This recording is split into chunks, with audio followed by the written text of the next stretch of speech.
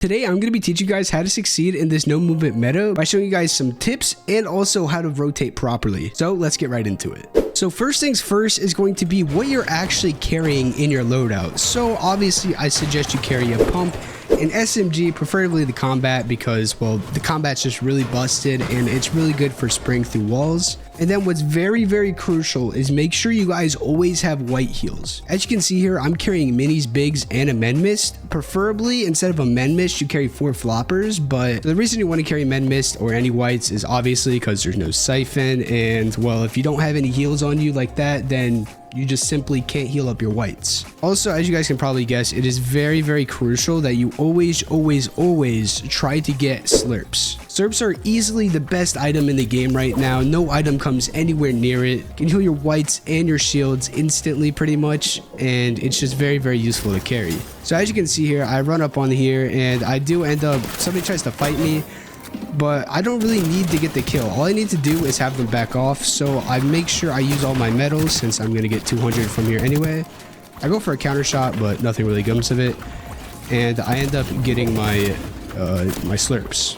And another tip I haven't really seen anybody do is literally just fish for your whites. Last season, people used to make flopper boxes and then they'd go back and heal off in them. But you can still do that now. Just carry those whites with you. So if you have the time, you're in zone, make sure you guys get those 4 floppers instead of carrying a men mist. Because trust me, it'll definitely be better in the long run. And also, they did end up adding the new cloak gauntlet. So that's going to make a big impact on this meta. And so far from what I've seen, it is definitely worth carrying. So with the gauntlets, I think you're probably better off having slurps or bigs if you can, and then some type of whites. I think you should always carry whites. Even if you have 2 slurps, you should always try to carry white HP. All right, so this next rotate coming up here is very, very important. I make sure that I try to reform as much as possible. I'm waiting for this guy under me to go, and to be honest, this season, I would recommend just going first if you can. I end up actually being the last person to rotate here, which is the last thing you want to do, but I end up rotating it very well, so I don't even get shot at pretty much. The worst possible outcome, if you just go early, is literally you'll just get tagged once or twice maybe have to use an extra few builds, but everybody else is so prioritized on rotating themselves that half the time they're not even going to worry about you. So that is the #1 tip of this video. Try to go first if you can. Rotating early is the most important thing you can do. But like I said here, I don't end up actually rotating early. And also, like I said before, I got those floppers now from fishing earlier. So I reform, get some barrels because I know there's a leftover here.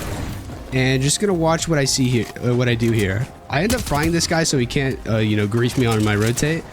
And look at what I do here, fully LOSing this hill. And LOS, for those who don't know, is line of sights. So this is already like not the worst spot. I have these guys, this is really the only guy that can shoot me coming from here. These guys, they don't really, like this guy kind of has an angle on me, but as you can see, I go down even further into this little ridge here so nobody sees me. I end up getting shot in the back. I kind of panic build a little bit, but all good, and I end up getting in here for free. Very, very important when you're rotating to make sure you LOS. And over here is an excellent example why it's very, very important to go early and make sure you're trying to go as dead side as possible. As you can see, these guys end up kind of fighting each other in zone. They're caught off on backside, and well, the rest is history for right here. And this guy ended up dying. This guy ends up barely getting in, but oh, okay, never mind. He's dead. I think. No, never mind, he didn't die, but it's just not a good position to be in. You're just gonna get held by a whole bunch of people, and like I said, go early if you can, and if you cannot, make sure you LOS so other people cannot see you. So here, this next zone pulls pretty close to me, so I have a pretty simple rotate, but people always get messed up on the timing on when they should go. So I saw that these guys were fighting here, so these are really the only people that can kind of hold me on this rotate. And most likely these guys will not shoot me in the back because they have to follow my same path. So after I end up getting this elim here, I decide to go. And I decided to stay elevated here because obviously if you're not elevated, it's just a lot harder to rotate. So I end up using a good amount of wood just to make sure I don't get pumped really hard, but I end up getting in zone here pretty freely. And you'll see I'll die in a second, and that's because I didn't follow one of the rules that I was telling you guys to do here. But I'll just show this a little bit here. So on this zone, it ends up being probably the worst possible zone pull ever. as you can see, pulling literally max to nobody. So on this rotate here, I decided to go a little bit early ahead. So you'll see what I do in a second. So I'm sitting here. I don't really have any line of sights on anybody, but I know everybody else is going to be compact, just sticking here. So I decided to rotate now. I almost got pumped there. I didn't block off my angles like I should have, but I ended up stair tarping a little bit and then boxing up right here. Now this is where I made my biggest mistake. First moving, make sure you use as many of your mats and try not to pause if you can. Make sure you stay ahead and be one of the first people to actually get into the zone. This was my biggest mistake here, and you'll see in the next game I actually end up not doing this and it works out way better for me. So here I just paused. I don't really know why I paused, to be honest, because this was low-key a free rotate if I just jumped down and kept going. So after that guy went, I tried to go ahead, but I just took way too long here, and there was just so many people in the back zone are just gonna be so panicky. And I'm not gonna lie, this was very, very unfortunate. That guy just ends up getting in my box and I die. But as you can see here, these guys, this guy here, he's ahead. He didn't even worry about looking back zone, and he's absolutely chilling over here. Where, as you can see over here, is a big clusterfuck. So on that first moving, prioritize staying front side, using all of your mats if you have to. I don't care if you have 500 wood on this rotate.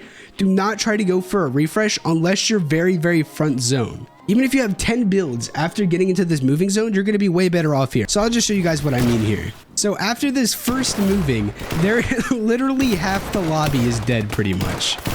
So first moving, second moving is pulling now, and there is 13 people alive. This is why it is so crucial to stay alive as long as possible in that first moving zone. And everybody that gets caught up backside is just, in shambles. That's why it's very, very important to get those slurps or floppers. So now in this next game, I'm going to show you guys how to rotate properly on a max distance zone, which is one of the worst ones in the game at the moment. Alright, so this upcoming zone is one of the worst zones you can imaginably pull. So I'm here on this super, super congested side, and I have to rotate all the way over here. So let me show you guys how I do that with taking very, very minimal damage. So going insta here, like I said before, I could definitely have done this, but it was a little bit risky. But you guys see what I end up doing here. So I see that guy rotate ahead of me. So I know that there's extra builds there, and then I make my chance to instantly go. And just watch what I do here. It's very, very important. Again, going in wood, making sure I can cover off any of my angles that I possibly can. And then right here in a second is a very, very crucial part of rotates, especially on distances like this. I box up. You guys don't have to do a rotate all the way from one side to the other without stopping. So by the time I get here, the zone is literally just now moving. So instead of being backside here like braids and having the zone up my ass and then having to go all the way over here without rotating, I'm already all the way up here, halfway done with my rotate, actually a little bit more than halfway, and I haven't taken a single damage. So this kid here for some reason decides to try to hop in my box, so I find this as the perfect time to try to make my escape and keep going. And there is a lot of old builds here again, so I'm very, very careful of, what I should be doing here and where my builds are placing. One thing I should have done here is I should have placed a ramp behind me, but I ended up boxing here, so I didn't want to do that. And then this kid ended up pumping me for 30, and well, his Mega Mind decided that's the perfect time to jump in, and I ended up killing him anyway. But if I just put a stair ramp behind me there, I would have been chilling. Oh, killer, didn't end up well for him. So on that one rotate there, a good chunk of the lobby dies, and another good chunk of them are actually very, very shambles. And this zone does look a bit scuffed because it pulls all the way down here, and well, I'm all the way up here. But overall, it's pretty decent zone pull. And I'll just show you guys what I end up doing on this rotate here. So I'm chilling in my box. Somebody was trying to fight me for the extra loot that was in that body, so I ended up taking it. And now I see this guy go all the way down here, and I find this as the perfect opportunity to do exactly what he did and just kind of follow his rotate. So now once I get ahead here, I'm pretty much in zone, so I can just fully tarp the rest of this zone here. And here now I'm looking for any kills I could possibly get on somebody coming in late. I thought there was a kid in this box. I saw they edited out the cones, so I'm kind of chilling at this point. If anybody ends up jumping on like my back wall at this point as well, it most likely means that they're not going to be that healthy. But again, look at this. First moving hasn't even finished yet, and half the lobby is dead again. And I'm the most front side person here, so once the zone pulls ends up pulling max, I instantly go because I know nobody else is here. I try to do a little cheap stair tarp. Make sure you guys go back to that tarping meta. A lot of people forgot how to do that, and well, it's just very, very key. And I'm sure that the cloak gauntlet is going to become a very, very big part of this meta, especially in solos. So I'm going to give you guys a few tips real quick on it. So one, it lasts for 20 seconds when you enable it. You can sprint, slide, take damage, whatever. It won't deactivate until that 20 seconds. But if you end up pulling out any of your guns or builds, it'll instantly deactivate. So if you guys do end up carrying those in this upcoming solo cup, make sure you guys remember that. So here I ended up boxing up on this tree, ended up farming it. And now I'm somewhat backside, not really. I'm just looking around for the rotate. I thought that was height up there and there was a kid up there. But then I realized that somebody's down there, so I decided to dip. And low ground this season, I think is going to be very, very meta, either low ground or high ground. You have to play either one of these. But as you can see, that rotate was super, super free for me on low ground here. And again, I end up just chilling. And since I have so many whites here and zone pulls max again, I kind of need a mat refresh if I wanted to win this game. Obviously, I still have good mats, but since I had so many whites, I decided to pop a slurp and then tank zone a little bit. Also with that men miss, it definitely works.